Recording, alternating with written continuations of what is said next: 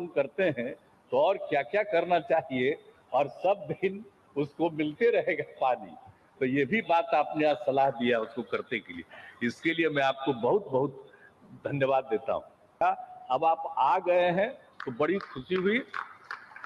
100 साल पूरा होने के उपलक्ष्य में जो इतना कार्यक्रम हो गया, और आज आप सब कुछ जो बताएंगे और सबको जो बताएंगे, सलाह देंगे, तो बहुत सारी खुशी की बात होगी। बहुत खुशी है कि आप यहाँ पर आए हुए हैं, और जो कुछ भी सब कुछ होता है तो आज तो जो कुछ भी बात हो रही है कि आपने तो अभी लोकार्पण कर दिया शताब्दी स्मृति स्तंभ का, और इसी कैंपस में शताब्दी स्मृति उद्यान का भी नामकरण किया, और यहाँ पर कल्पतरु वृक्ष का शिशु पौधे को लगाया गया, और आपने कुछ सलाह भी दिया कि कोई भी पौधा रोपण करते हैं तो और क्या क्या करना चाहिए, और सब दिन उसको मिलते रहेगा पानी। तो ये भी बात आपने आज सलाह दिया उसको करने के लिए, इसके लिए मैं आपको बहुत बहुत धन्यवाद देता हूँ। तो ये सब काम तो आज किया ही गया है, लेकिन अभी आप जो करेंगे यहीं पर से विधानसभा अतिथिशाला और विधानसभा संग्रहालय का शिलान्यास किया जाएगा। अब ये सब तो काम करेंगे ही, लेकिन जो 22 मार्च 1912 को ये आपको बंगाल से अलग करके बिहार और उड़ीसा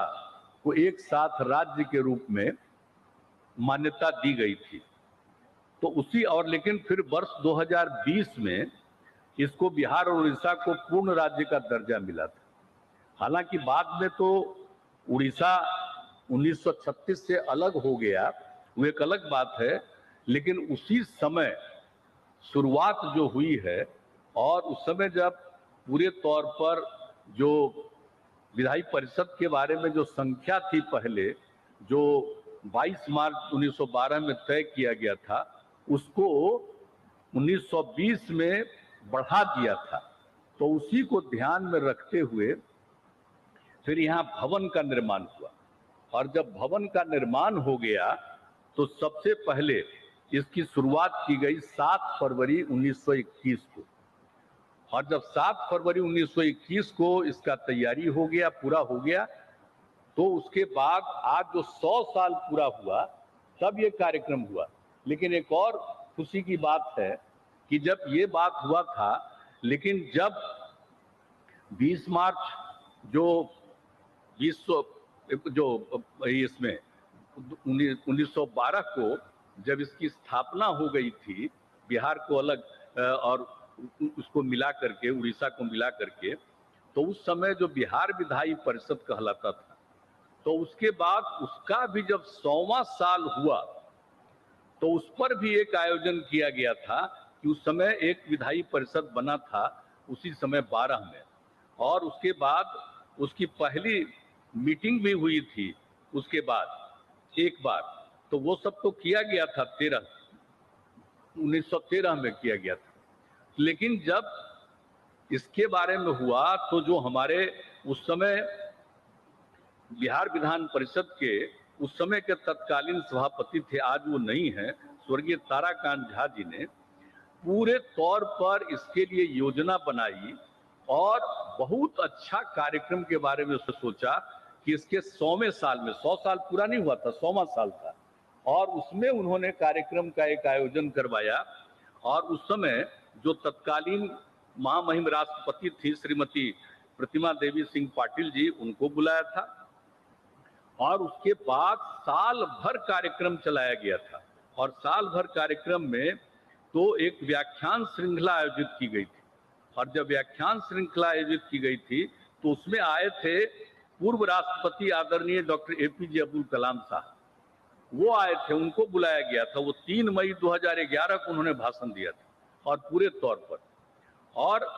जो राष्ट्रपति के रूप में भी जो एपीजे अब्दुल कलाम साहब हैं, वो जब राष्ट्रपति थे तो एक बार विधानसभा के अंदर भी आए थे, तो एक उनकी भी बड़ी खासियत थी, तो उनको भी ये बुलाया था विधान परिषद के अध्यक्ष सभापति ने उस समय। तो काफी अच्छा कार्यक्रम हुआ, लेकिन ये सब तो कार्यक्रम हो गया था। लेकिन इसके बाद हमारे यहाँ पर बैठे हुए हैं विजय कुमार चौधरी जी, ये 15 में फिर जब उसके बाद ये बने थे अध्यक्ष विधानसभा के, इन्होंने 16 से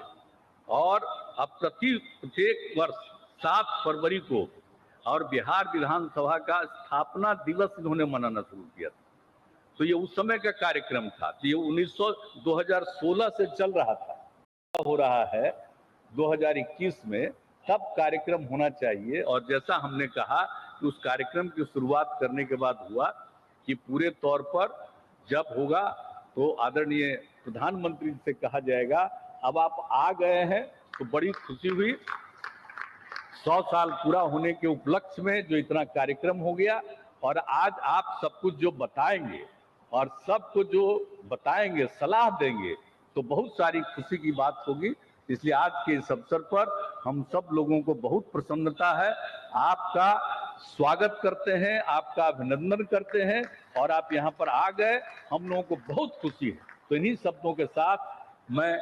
आप अपनी बात समाप्त करता हूं, और सारे लोग जो इस कार्यक्रम में मौजूद हैं उनका भी मैं स्वागत करता हूं, उनका भी मैं अभिनंदन करता हूं, और इन्हीं शब्दों के साथ मैं अपनी बात को समाप्त करता हूं। बहुत बहुत धन्यवाद। लाइव बिहार YouTube पर सब्सक्राइब और Facebook पर लाइक जरूर करें।